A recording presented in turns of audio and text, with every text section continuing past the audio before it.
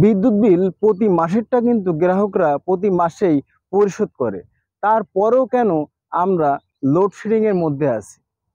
এর মধ্যে উল্লেখযোগ্য যে বিষয়টা সেটা হচ্ছে প্রতিটা সরকারি প্রতিষ্ঠানে বিদ্যুৎ বিল প্রচুর বকেয়া আছে। আমাদের মতো আমজনতার কাছে 1 থেকে 2 মাস গেলেই কিন্তু বিদ্যুতের তার লাইন কেটে দেয়। সরকারি যেসব প্রতিষ্ঠান আছে সেই সব প্রতিষ্ঠানে বকেয়া আছে হাজার হাজার কোটি টাকা, যার ফলে আমাদের এই লোডশেডিং বা সমস্যার মধ্যে পড়তে হচ্ছে। মানে যত বড় অনিয়ম দুর্নীতি করবে সব বড় লোকরা, আর আমাদের মতো জনতা সাধারণ মানুষ এর বিপদে পড়তে হবে। এটাই হচ্ছে বাস্তবতা। অনেকেই বলেন যে ভাই এখন তো বিদ্যুতের মূল্য খুব বেড়ে গেছে। আসলে বিদ্যুতের মূল্য বাড়ে নাই, বিদ্যুৎ বিল বাড়ে নাই। এটা আমি বিশ্লেষণ করে আমি আপনাদের দেখানোর চেষ্টা করছি। দেখতে পাচ্ছেন আমি কিন্তু এখন মার্চ মাসের বিলের কাগজটা আমার হাতে আছে, আর ব্যবহৃত ইউনিট হয়েছে 75 ইউনিট। এই যে মোট ব্যবহৃত ইউনিট 75 ইউনিটে টোটাল আমার বিদ্যুৎ বিল আসছে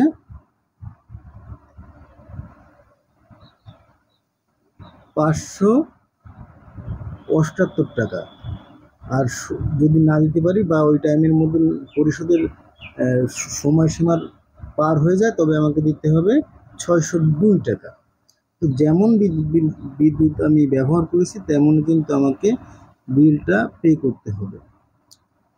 তো মার্চ মাসে আমি ব্যবহার করেছি 75 ইউনিট, আমার বিদ্যুৎ বিল আসছে 578 টাকা। এপ্রিল মাসে আমি ব্যবহার করেছি, দেখতে পাচ্ছেন মোট ব্যবহৃত ইউনিট 120 ইউনিট। 120 ইউনিটে আমার মোট আসছে হচ্ছে 854 টাকা। আর সুদ দিতে হবে আমাকে 894 টাকা। এটা হচ্ছে এপ্রিল মাসের বিল।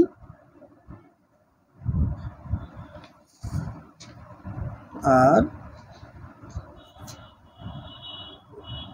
এখন যেটা দেখতেছেন এটা হচ্ছে গত মাসের বিল।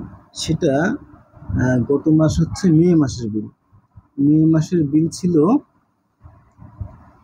1307 টাকা। আর আমার ব্যবহৃত ইউনিট হচ্ছে 180 ইউনিট ব্যবহৃত ইউনিট। আর আমার মোট টাকা আসছে 1307 টাকা। তো বুঝতে পারছেন আপনি যত বিদ্যুৎ ব্যবহার করবেন আপনাকে ঠিক ততই কিন্তু এর বিলটা দিতে হবে। তবে মজার বিষয় হচ্ছে যে আমরা কিন্তু